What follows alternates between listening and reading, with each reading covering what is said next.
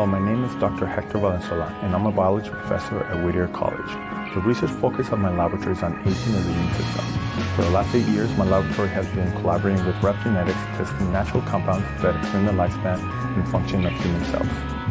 To this end, my laboratory has researched resveratrol and curcumin and various forms of these and other compounds in order to determine how they affect cells, and more specifically, how these compounds affect the proteins that will then determine how long the cells will live. If you walk with me, I can show you where we carry out the experiments and where we have some of the equipment that we use to carry out these experiments.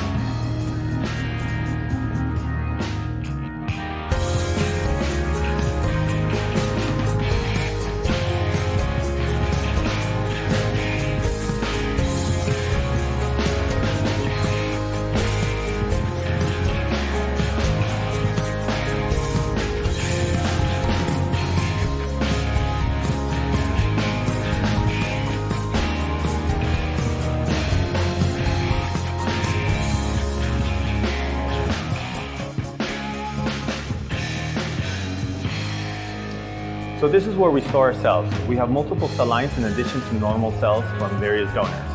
In order to keep them for long periods of time, we freeze them in liquid nitrogen and keep them in these cryogenic tanks. When we have need of the cells, we put them out of the cryogenic tanks and thaw them back in an active metabolic state.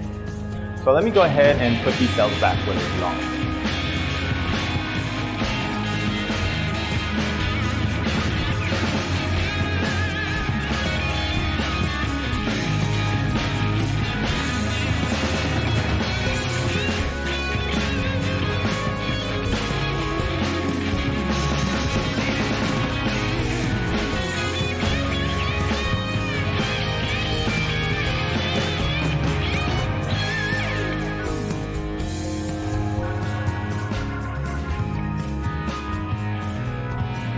We're now in the tissue culture room. In this room, we grow and treat our cells with different natural compounds, such as curcumin and resveratrol. The cells are handled in sterile conditions and then kept in incubator for growth. So right now, what I'm doing is just cleaning the cells and taking small samples so that I can count the cells and calculate not only the growth rate, but also the viability of the cells and determine if the cells are dying from the treatment or if they're living longer.